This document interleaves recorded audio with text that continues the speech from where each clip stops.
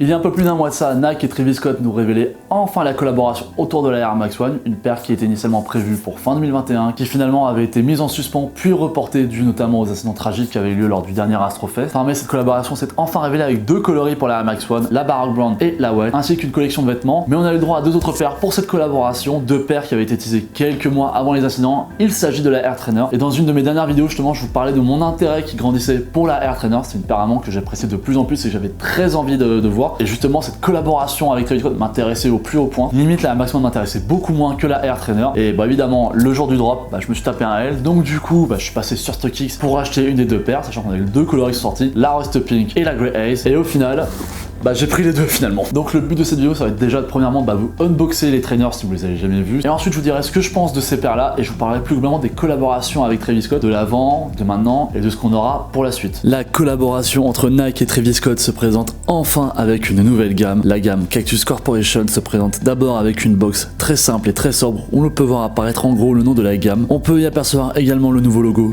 2C qui s'entrecroisent pour créer un logo qui sent bon les années 2000, tout comme les paires. Le premier coloris porte le nom de Rust Pink et propose une palette de différentes tonalités de marron qui sont accompagnées de petites touches de rose. La Grey Ace, elle, part sur des couleurs beaucoup plus claires, un gris bleuté accompagné de pièces d'un jaune presque pastel et d'un vert très discret. Les deux paires sont faites essentiellement de velours côtelé sur la paire, ainsi que de pièces en plastique renforcées sur les parties les plus potentiellement salissantes. On retrouve sur ces paires le classique swoosh inversé qui est la marque de fabrique des collections avec Travis Scott, mais également le nom de cette nouvelle gamme sur le scratch de la trainer. On retrouve également ce nom au niveau du tab avec par-dessus une fermeture éclair. Alors si je peux vous donner un conseil, ne cherchez pas à l'ouvrir, de toute manière vous n'aurez pas la place pour y ranger quoi que ce soit, et en plus pour la renfermer c'est un enfer, donc laissez-la telle qu'elle est. Et enfin on retrouve le nouveau logo sur la languette qui dissimule elle une fermeture éclair qui peut contenir quelque chose, puisque cette fermeture sert de rangement pour la pièce en latex que vous retrouverez sur la paire après l'achat. Cette pièce en latex se clipse tout au long de la paire, couvrant la quasi-totalité. Après si vous voulez ranger autre chose, c'est à vous de voir, moi je ne veux rien savoir. Alors qu'est-ce que je peux vous dire concernant cette collaboration entre Nike et Travis sur le modèle de la Air Trainer? Je trouve qu'il y a eu un vrai travail concernant cette paire là. Je trouve que justement il y a une vraie réinterprétation du modèle de la Air Trainer par les équipes créatives de Travis Scott, donc j'aime beaucoup. Et alors très étonnamment, je pensais vraiment que la Grey Ace était le modèle qui marchait le plus sur les réseaux sociaux, c'est l'impression que j'avais. Et en fait au moment de la sortie, lorsque je suis allé acheter les paires, lorsque j'ai fait mes offres sur StockX, et la Grey Ace c'était vraiment la paire qui cotait le moins, mais alors, il y avait une trentaine, quarantaine d'euros d'écart. Maintenant si je dois donner un avis, j'adore ce coloris là, vous savez que j'aime beaucoup le marron, et en plus le marron se porte très bien avec le rose, et justement on voit les petites touches de rose, mais au bout d'un moment faut être honnête, la Grey Ace pour moi c'est la plus belle des deux, c'est la plus facile à porter, c'est la plus facile à matcher, vraiment elle va avec tout. Et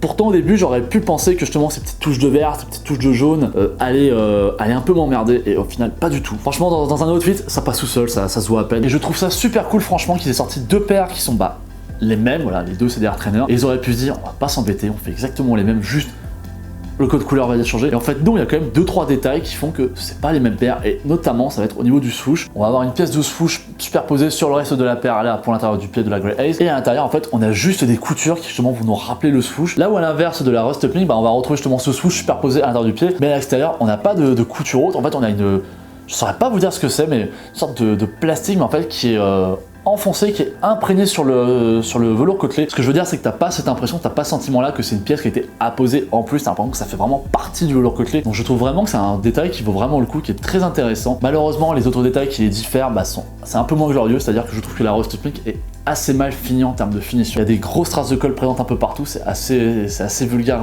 je trouve. Là où sur la Grey Ace on en voit beaucoup moins. Est-ce que du fait que là on a une couleur quand même assez vive, et où justement dès que tu vas avoir quelque chose d'un peu translucide, un peu transparent, ça va se voir, notamment là les traces de colle. Et est-ce que justement du fait que là on a une couleur beaucoup plus claire, est-ce que justement les traces de colle se camouflent pas un peu mieux?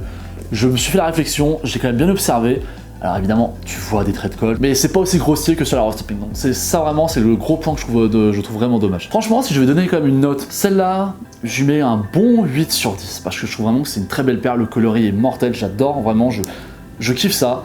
La Rust Pink, j'aime beaucoup, mais juste les problèmes de finition, je vais lui mettre un 7,5, donc c'est quand même des bonnes notes malgré tout, ça reste des très bonnes notes, c'est des très belles collaborations. Et justement, comme on parle de collaboration, je vais m'étendre un peu sur les collaborations de Travis. Je suis quand même très content parce que je trouve que cette paire là, enfin du moins cette collection là, la collection notamment des Air Trainer et des Air Max One, c'est une des collections les plus travaillées je trouve depuis que Travis Scott travaille avec Nike. Pour moi, il y a deux types de collaborations avec Travis Scott. Tu vas avoir les collaborations avec Jordan où là c'est plus des paires assez simples, en vrai c'est des paires qui utilisent des très bons matériaux en général, c'est assez premium malgré tout, et où on va tout miser sur le souche inversé, les coloris très tendance, et tu vas avoir les autres paires, les autres modèles où là c'est plus la gamme de Nike et où justement Travis, j'ai l'impression, va pouvoir plus s'amuser, va pouvoir plus travailler avec la paire. On l'a vu notamment, c'est avec la Air Force One, la Air Max 270, la Dunk. Pour moi, ces paires-là, c'est les paires les plus travaillées depuis qu'on a eu le droit à des collaborations entre Nike et Travis. J'adore les Jordan 1 de Travis, là n'est pas la question, et tout particulièrement les modèles low, mais je vous avoue que je trouve que c'est des modèles assez simples malgré tout. Et la Jordan 4, la seule originalité qu'elle avait, pour moi, c'était un peu le coloris qui était assez inédit, je trouve. Je trouve pas qu'il y avait de vrai travail sur ces paires-là. La Air Max 270, je l'ai dit, c'est un modèle que j'aime pas du tout, mais par contre c'est poussé, c'est travaillé. Les Air Force One, pour moi, que ce soit la première comme la seconde, franchement, c'était des putains de paires et je suis toujours dégoûté de parler d'avoir eu. Et je vous parle même pas de la Dunk qui est pour moi une des plus belles paires qui soit sorties ces dernières années et qui est pour moi la plus belle paire qu'on ait eu le droit de la collaboration entre Travis et Nike. Et très honnêtement, cette paire-là, mais jusqu'au bout, je crois, j'aurais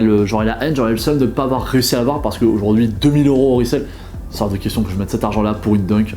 Mais franchement, c'est une très belle paire et comme je vous l'ai dit, je suis juste dégoûté de ne pas réussir à l'avoir eu parce que franchement cette paire là pour moi c'est une des plus belles qui soit sorties ces dernières années. Donc maintenant la vraie question pour la suite ça va être de savoir quels vont être les prochains coloris sortir. Alors on sait que sur ce mois là on va avoir le droit à la sortie de la Reverse Mocha. Alors au moins en low, en high, je suis pas certain parce que j'ai pas vu beaucoup de photos circuler concernant la high. Ensuite pour moi la vraie question c'est, on nous avait teasé d'autres coloris de Air Max One et de Trainer aussi. Est-ce qu'ils vont arriver ou est-ce qu'au final Nike et Travis se sont dit on va se concentrer que sur 2 coloris pour chaque et le reste voilà ça part à la poubelle, ou est-ce que justement on aura le droit à la sortie de nouveaux coloris à l'occasion de la sortie du prochain album de Travis, parce que moi je l'avais dit il y a quelques mois que pour moi quand ces paires là allaient revenir, quand la collaboration allait arriver, l'album Utopia allait arriver par la suite. Mais je pense malgré tout que lorsque l'album arrivera, quoi qu'il arrive, une collection, une paire, au moins une paire sortira, c'est obligatoire. Nike ne peut pas ne pas surfer justement sur la tendance du nouvel album de Travis Scott pour ne pas justement vendre des produits. Pour moi ce serait quand même assez surprenant malgré tout. Donc n'hésitez pas à me donner votre avis concernant la Rust Pink, et n'hésitez pas à me donner votre avis concernant la Grey Ace, et on se donne rendez-vous la prochaine fois pour une nouvelle vidéo. Allez,